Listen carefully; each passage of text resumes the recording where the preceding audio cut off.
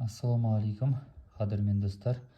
Бүгін мен УАЗдың освещениесін жалғадым. Тек қана дальний светін ближнеймен, сосын артынғы екі ортасындағы габаритін жалғадым. Поворотын, екі поворотын, стоп сигнал тормозын жалғаған жоқпын. Оларды отдельно түсірем. Сондықтан тек осы бүгінгі жалғағанымды сіздерге көрсеткім келіп отыр. Мынамыз енді екі фарымыз, біздің главный. Мынау блок предохранитель. УАЗда осы тек қана 3 предохранитель болады, заводской. Буханка менде УАЗ. Сосын мынау переключатель, свет, ана бүйтіп білесіздер ғой, өздеріңіз тартатын. Мынау дейтін тепловой предохранитель. Мынау ножной переключатель, аяқпен басатын дальний ближнейді. Осы ең алдымен мына екеуі ближний, ішкісі, екі ішкі ближнейді алып келіп бір-біріне жалғап, осы екі тоқпен әкелесіздер де, осылай екі тоқ болып келеді, осылай бүйтіп келесіздер, ближнейге жалғанады маған. Белгілі өш көрініп тұрады, мына ближней әкелесіздер, дальнейді алып келіп, дальнейға алып келесіздер. Дальнейға келесіздер. Осы екеуіне жалғанады. Сосын мына жерден отдельно шығатын бар. Мына жақтан келетін плюс қой мынаған. 4-тен келеді. Именно 4 дейтін цифр бар. 4 дейтінден, көрініп тұр ма? 4 дейтінден соған жалғайсыздар былай. Сосын тепловой предохранитель. Тепловой предохранительдің бір жағы бірге барады. Бір жағы мына плюс, главный плюс осыдан келеді барлығына. Плюс осыдан келеді осылай. Блок предохранительге келіп тұр ғой, негізі жақтан келіп тұр, плюс келеді, аккумулятордан. Содан бізге келеді осылай фарға. Плюс келеді де, плюс тепловой предохранительге келеді плюс.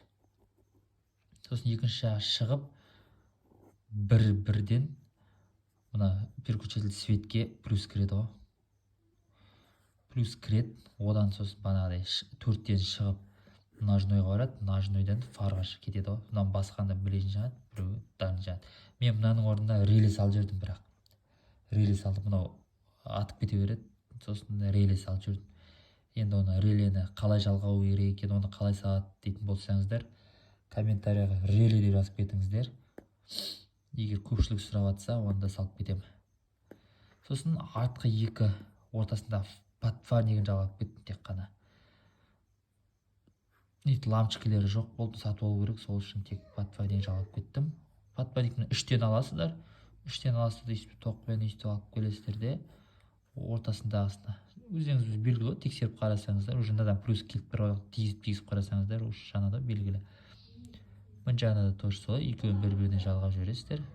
Сосын номердің освещениесі минус өздерінде болады. Мынада тоже солай, минус кузовқа бекітіліп тұрады өзі. Мынада да тоже солай, мына кузовта тұратын минустары. Тек қана сіздерге плюс қой, мынаның бәрі келіп тұрады. Былай плюс ближнейдікі, плюс ближнейдікі. Точно. Минустары массасы өз кузовта тұрады өзі. Осы жалпы УАЗдың электросхемасы. Тек қана екі дальний ближний фармен, артқы подфарниктікі, сосын нумерацияңкі болды. Алда уақытта тағы да мына поворотниктердікі қиындау кішкене. Сол үшін отдельно қалдырып қойып отырмын. Стоп сигналдыкінде отдельно салып жіберем. Видео ұнаса лайк басып, пікірлеріңізді комментарияға жаза кетіңіздер. Алдағы уақытта осы УАЗдың полный схемасын салып отырамын ғой. Каждыйын отдельно сіздерге көрсетіп түсінікті болу үшін осылай түсіріп отырамын. Алдағы уақытта пешін жалғайым, поворотнигін жалғайым, тормоз басқанда стоп сигналын жалғайым, дворнигін жалғайым. Мына УАЗдың бірінші видео жалғап отқанымыз. УАЗда ешқандай электросхема жасамайды, электричество. Сіздердің көз алдарыңызда барлығын жалғап кетемін. Көп рахмет. Ана тіркелуді ұмытпаңыздар.